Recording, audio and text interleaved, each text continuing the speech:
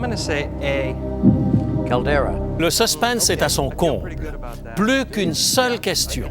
Et si vous trouvez la bonne réponse, vous raflez le million de dollars. C'est le dernier jeu télévisé à la mode qui est en train de rendre hystérique l'Amérique tout entière. Aujourd'hui, je vous propose de trouver la réponse à une question qui vous permettra de gagner plus, bien plus qu'1 million de dollars. Est-ce votre réponse finale?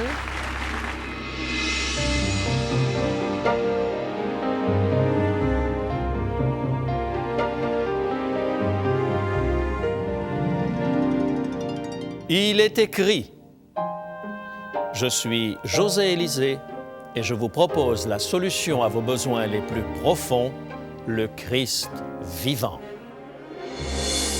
Notre sujet d'aujourd'hui, qui veut être millionnaire? C'est le show télévisé qui a sauvé le réseau de télévision ABC.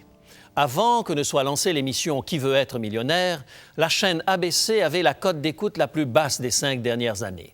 Après qu'elle ait lancé l'émission Qui veut être millionnaire, celle-ci a pulvérisé tous les records, la propulsant au premier rang de toutes les chaînes américaines. Selon le dicton bien connu, rien ne réussit mieux que le succès. Très rapidement, il a fallu passer à 3 diffusions hebdomadaires.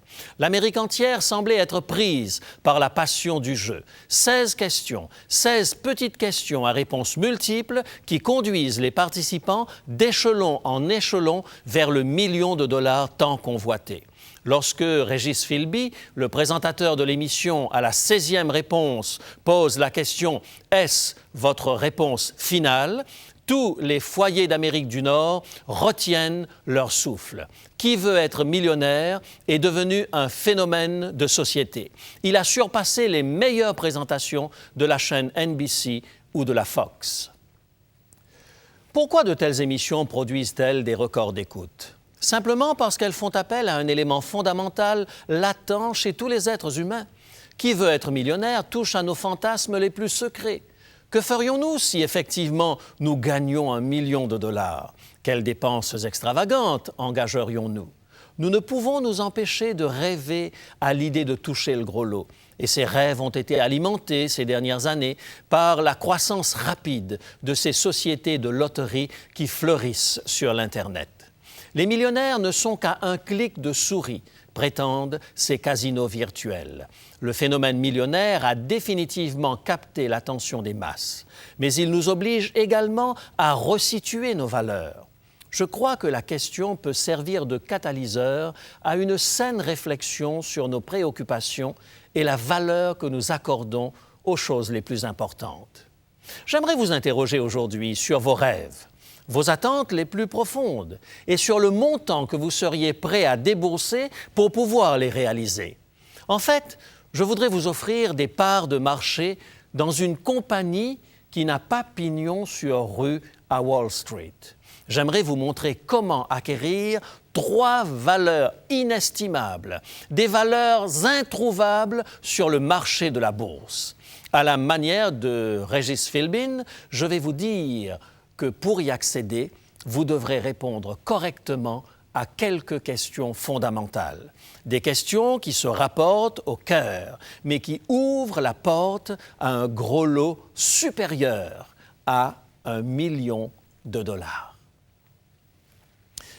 Abordons la première valeur. Combien seriez-vous prêt à débourser pour acquérir maintenant le pardon? Je ne suis pas en train de parler du pardon et de l'acceptation d'un ami ou d'un proche avec qui nous sommes en bons termes. L'une de ces personnes sympathiques et bienveillantes qui sont promptes à vous dire « tout va bien, il n'y a pas de problème ». Je parle de l'œil de la conscience qui poursuivait Caïn jusque dans les entrailles de la terre, de ce sentiment de malaise qui remonte à la surface et que vous aimeriez balayer pour toujours d'un revers de la main. Les divans des psys sont tenus au chaud en permanence par ces désespérés qui languissent après la liquidation de leur dette morale. Mon erreur balayée d'un seul coup? Ma culpabilité effacée immédiatement, comme si elle n'avait jamais existé? Combien est-ce que vous seriez prêt à payer pour cela maintenant? Nous avons tous accumulé des regrets et des souffrances. Nous avons des contentieux qui nous hantent, des carnets de bord que nous ne pouvons effacer. Nous portons tous un fardeau de culpabilité à un niveau plus ou moins élevé, selon notre tempérament. Et si seulement nous pouvions creuser assez profondément pour effacer toutes les souffrances et tous les regrets que nous avons accumulés, quel serait le prix d'une telle libération? Est-ce que vous seriez prêt à payer 1 000 $, 5 000?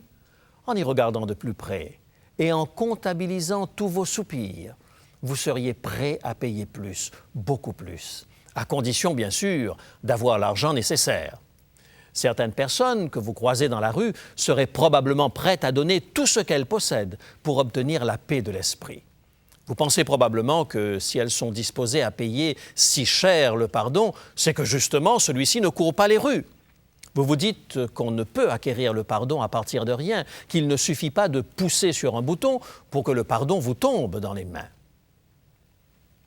Eh bien, je persiste et je signe. Vous n'avez pas besoin de porter cette culpabilité plus longtemps.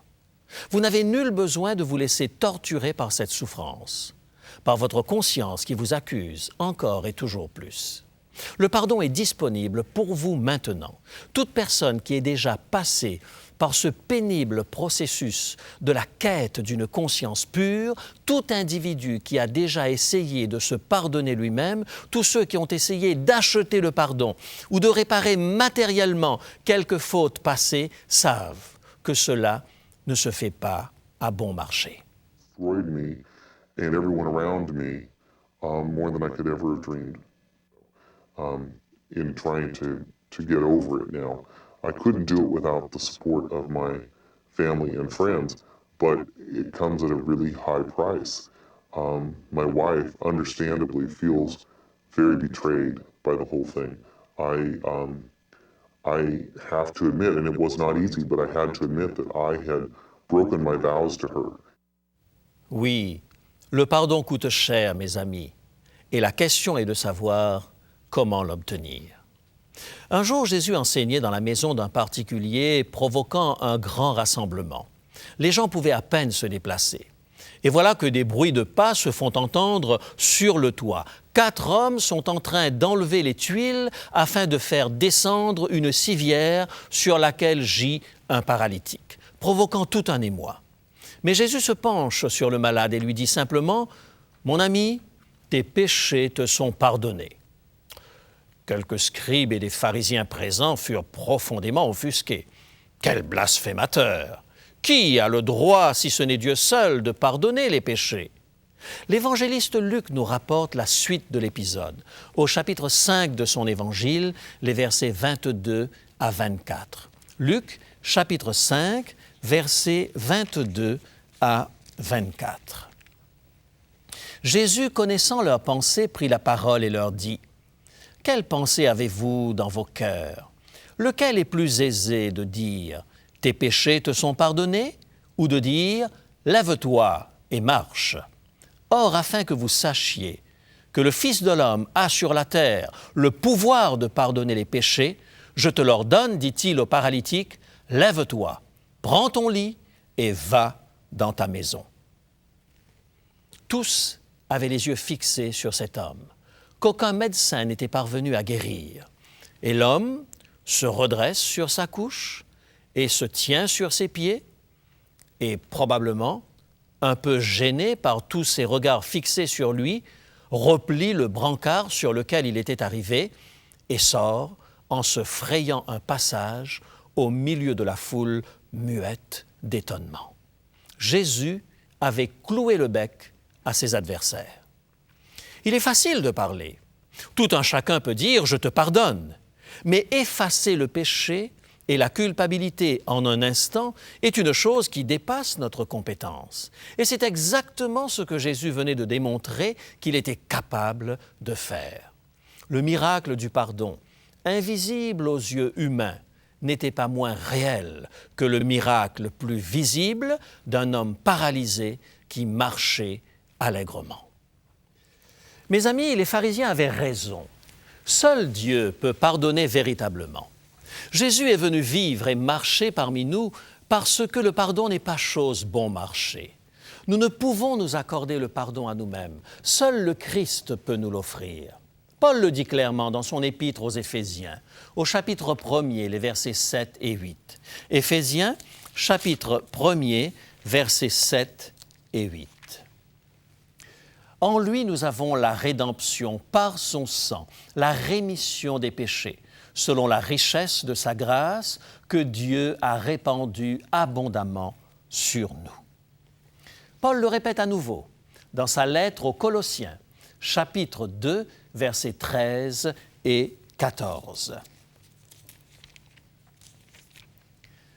Vous qui étiez morts par vos offenses et par l'incirconcision de votre chair, il vous a rendus à la vie avec lui en nous faisant grâce pour toutes nos offenses. Il a effacé l'acte dont les ordonnances nous condamnaient et qui subsistait contre nous, et il l'a détruit en le clouant à la croix. Ce texte peut nous paraître un peu compliqué.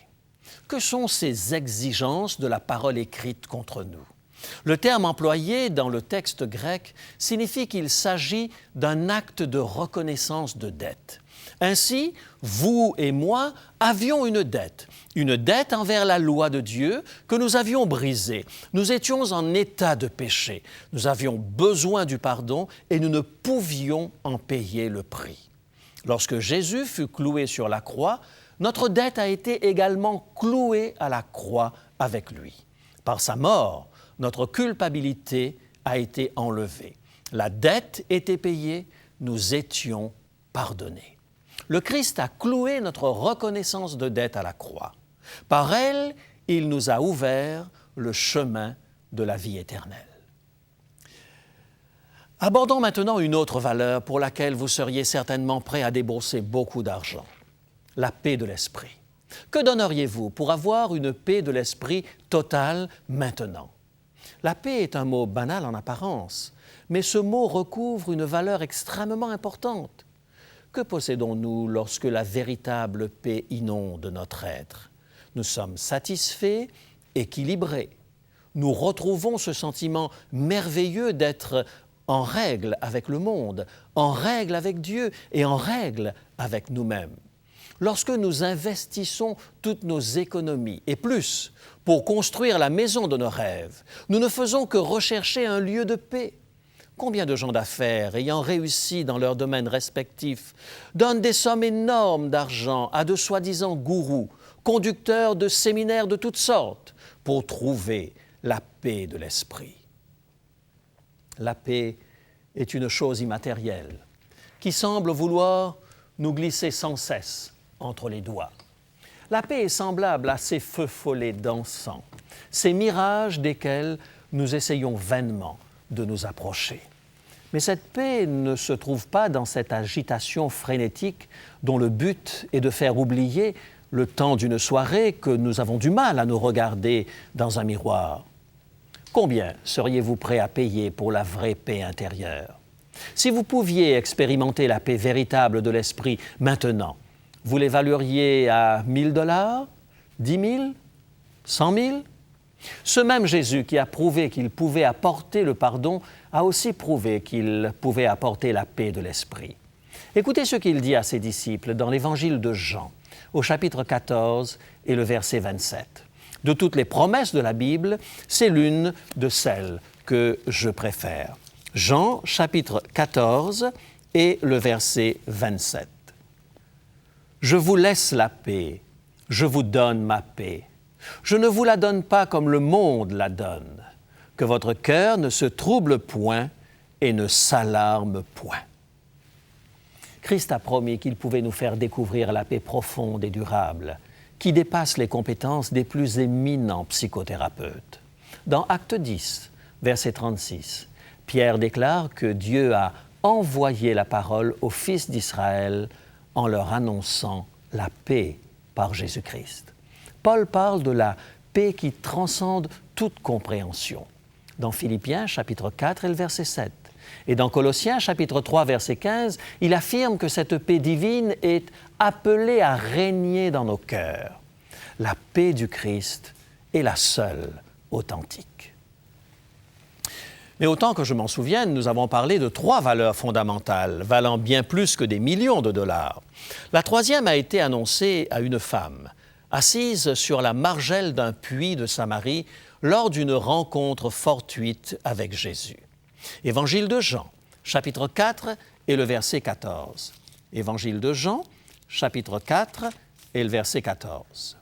« Mais celui qui boira de l'eau que je lui donnerai n'aura jamais soif, et l'eau que je lui donnerai deviendra en lui une source d'eau qui jaillira jusque dans la vie éternelle. » Jésus nous propose rien de moins que la vie éternelle. Il ne s'agit pas d'une parole qui a dépassé sa pensée dans un moment d'euphorie. Il récidive dans l'Évangile de Jean, au chapitre 10 et au verset 28. Il se déclare le bon berger et il fait ses promesses à ses disciples, ses brebis. Évangile de Jean, chapitre 10 et le verset 28. « Je leur donne la vie éternelle et elles ne périront jamais et personne ne les ravira de ma main. » Ne jamais mourir. Quel rêve inaccessible! N'était-ce pas la grande Élisabeth d'Angleterre qui s'exclamait sur son lit de mort « Toutes mes possessions pour un peu de temps de plus !» Quelle valeur accorderions-nous à cela? Vivre d'éternité en éternité, vaincre enfin le dernier ennemi, la mort, une fois pour toutes. Combien êtes-vous prêt à payer pour cela? Réfléchissez-y. Vous n'emporterez pas un cent dans votre tombe le jour de votre mort. Alors, toujours pas décidé à vendre maison, yacht, voiture pour acquérir la vie éternelle? Vous souriez parce que vous êtes en pleine vie en ce moment. Mais je gage que vous transformeriez toutes vos valeurs et vos actions pour payer des millions si vous pouviez éviter la grande faucheuse. Quelle sera l'étiquette de prix que vous allez apposer sur l'article « Vie éternelle » posé sur le rayon du magasin du ciel? Jésus-Christ lui-même nous dit « Je possède cet article inestimable, ici même, en magasin, et je veux te l'accorder gratuitement. » Dans la foire à la bonne fortune qui fait miroiter toutes sortes de promesses mirobolantes, Jésus tient son stand avec 3 simples articles: le pardon, la paix de l'esprit et la vie éternelle. Et ce gracieux Sauveur s'offre à placer ces valeurs inestimables dans nos mains comme un cadeau. Comme un jeu du millionnaire, j'ai ma petite série de questions qui, je l'espère, va vous garder en haleine tout autant que les fans de Régis Philbin. La seule chose que je vous demande, c'est de répondre en toute honnêteté à ces questions. Elles sont à choix multiples et plus d'une réponse est exacte. Voici la première affirmation. Veuillez cocher la réponse exacte.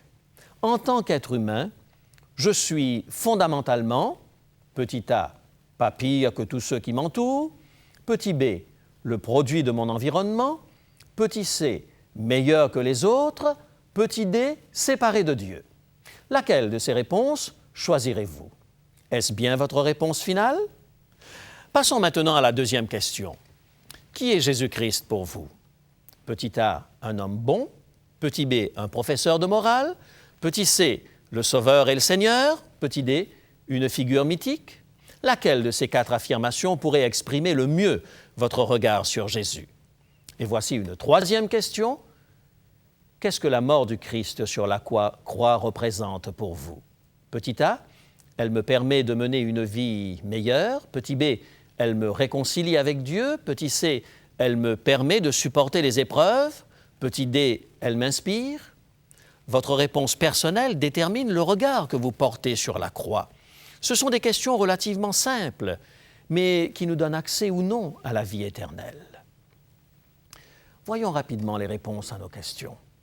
La première chose que nous devons saisir afin d'obtenir le pardon, la paix et la vie éternelle est la nécessité même de ces valeurs. Nous n'avons pas besoin du pardon parce que nous sommes meilleurs ou pires que nos voisins ou nos parents. Nous avons besoin du pardon parce que nous ne sommes pas à la hauteur des exigences de Dieu. Et comme disait le prophète Ésaïe, ce sont vos iniquités qui mettent une séparation entre vous et votre Dieu. Concernant la paix de l'esprit, s'il est vrai que Jésus était un homme bon, un excellent pédagogue, un personnage historique bien réel et une figure mythique dans ce sens qu'il dépassait de la tête et des épaules toute perfection humaine, par-dessus tout, sa valeur sur cette planète et sa vie parfaite le qualifient à devenir notre Seigneur et notre Sauveur. Pour recevoir le pardon, pour recevoir la paix et la vie éternelle, nous devons placer notre foi en Jésus-Christ en tant que Sauveur et Seigneur. Voilà pourquoi il est important de le reconnaître pour ce qu'il est. Il nous est dit dans l'Épître aux Romains, au chapitre 3 et le verset 26, que Dieu a montré sa justice dans le temps présent, de manière à être juste tout en justifiant celui qui a la foi en Jésus-Christ. Pardonner, justifier, adopter, tout ceci nous est accordé lorsque nous plaçons notre confiance en Christ en tant que notre Sauveur. En rapport avec la troisième question, que signifie pour vous la mort de Jésus sur la croix? Certes, l'amour sacrificiel de Jésus nous inspire, nous améliore, nous ennoblit, nous aide à supporter les souffrances avec plus de sérénité. Pourtant, l'objectif premier de la mort du Christ est de nous réconcilier avec Dieu.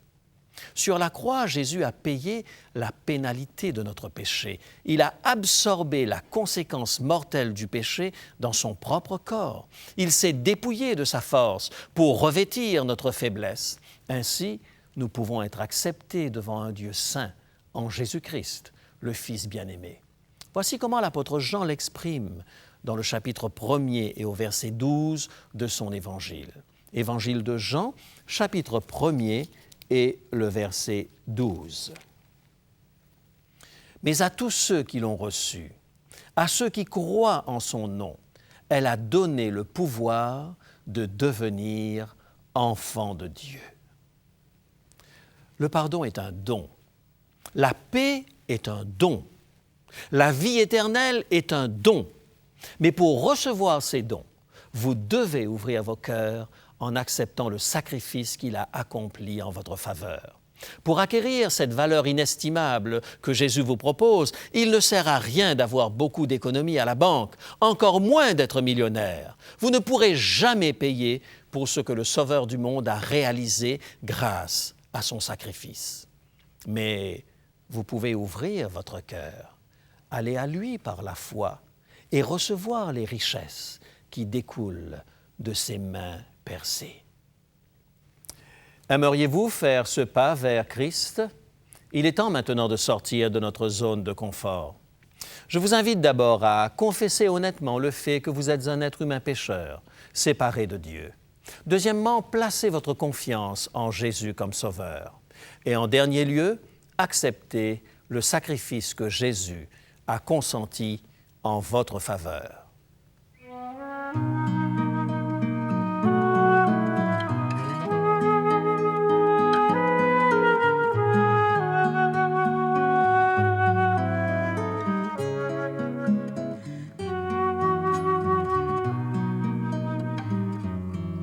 Tel que je suis sans rien à moi, sinon ton sang versé pour moi, et ta voix qui m'appelle à toi, agneau de Dieu, je viens, je viens.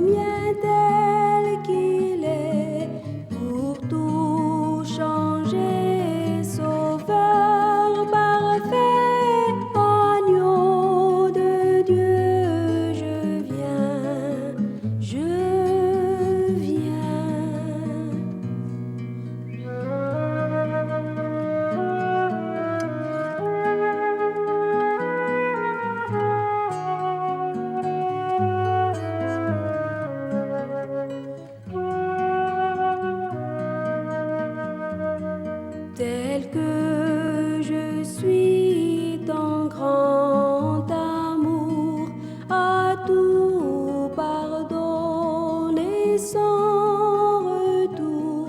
Je veux être à toi dès ce jour, agneau de Dieu, je viens, je viens.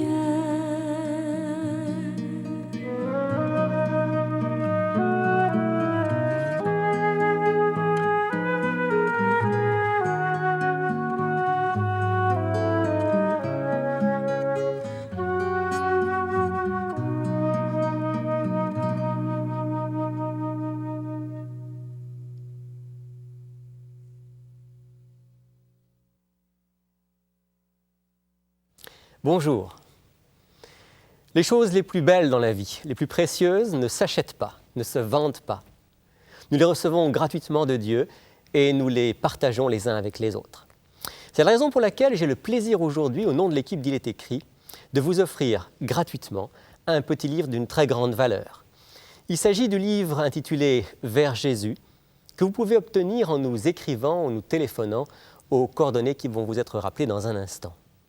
En quelques pages, ce petit livre nous rappelle quels sont les plus beaux cadeaux de Dieu, le pardon, la joie, la paix, l'amour et la vie éternelle. Alors n'hésitez pas à commander votre exemplaire personnel du livre Vers Jésus. Nous nous ferons un plaisir de vous le faire parvenir rapidement. Bonne semaine et à bientôt. Pour demander l'offre du jour, composez maintenant le 514-729-3515 pour la région de Montréal ou utilisez notre ligne sans frais 1-866-729-3515 si vous êtes de l'extérieur de Montréal. Il est possible que toutes nos lignes soient occupées au moment de votre appel. Composez à nouveau. Nos téléphonistes sont à votre écoute jusqu'à 10 heures ce matin. Mentionnez clairement le titre de l'offre demandée et parlez lentement afin que nous puissions bien noter vos noms et adresses. Je vous rappelle que vous pouvez vous procurer pour une somme modique les cassettes audio et vidéo de nos émissions ainsi que le texte du jour. Si vous préférez, vous pouvez nous écrire à l'adresse qui apparaît sur votre écran. Il est écrit Case postale 99, succursale Rosemont, Montréal, Québec, H1X 3B6. Nous attendons vos appels. Composez maintenant le 1-866-729-3515.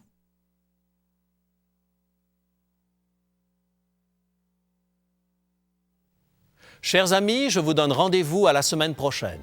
D'ici là, souvenez-vous, il est écrit « L'homme ne vivra pas de pain seulement, mais de toute parole qui sort de la bouche de Dieu. »